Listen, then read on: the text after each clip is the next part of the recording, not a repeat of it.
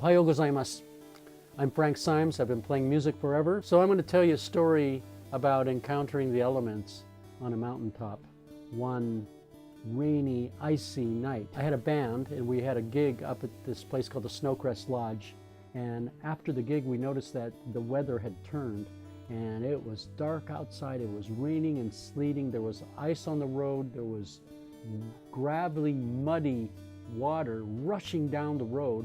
So we asked the lodge owner, do you really think it's safe for us to drive down this road? And he said, well, if you stay to the left of the road, I think you'll be okay. Well, being some dumb musicians that we were, we got in the van with all our equipment packed. A third of a mile down the road, we got stuck in a ditch. And there was gravel piling up under the car, and the car wouldn't move.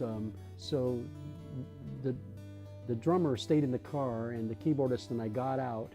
And there was one guy who remained in the car. I looked at the keyboardist and we went, God, what's wrong with him?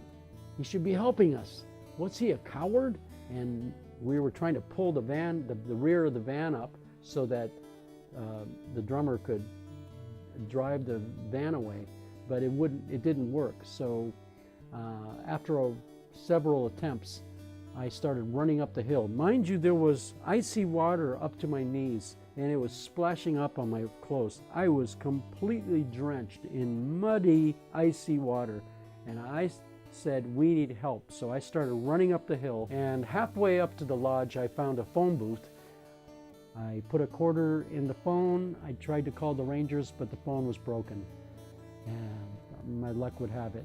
Anyway, so I got out of the phone booth and I continued up the hill, and just then I saw a lightning bolt hit a tree, a very tall tree, and it split the tree in two. It was something out of a movie, a sci-fi movie or something, or a horror movie. And I couldn't believe that I saw that. But anyway, I kept running. I made it to the lodge. I woke up the lodge owner in his room, and he came down with his Jeep and his winch. He attached it to the van, but it didn't work. It snapped, the winch snapped, so we had to go back up to the lodge and get his Caterpillar, his bulldozer out, and the bulldozer is what pushed the van to a safe clearing until the next day. But going back to the guys in the band, three of us were outside drenched in this icy water, risking our lives to save our equipment and to get home safely.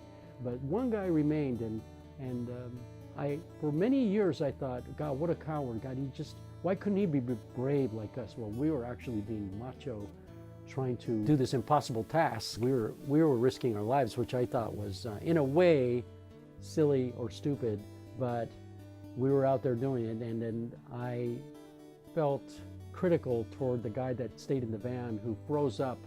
But on reflection, I think I shouldn't be so hard on the guy. Not everyone is cut out for the elements and being brave and risking their lives. I think it's okay that someone is not cut out for that. And so the take home here is be forgiving in situations like that. Thanks for watching my video. Don't forget to subscribe to my channel. And if you have any comments, please send them to me, and give me a thumbs up if you'd like the video. And if you'd like to go on my social media, it's listed below. Ja mata.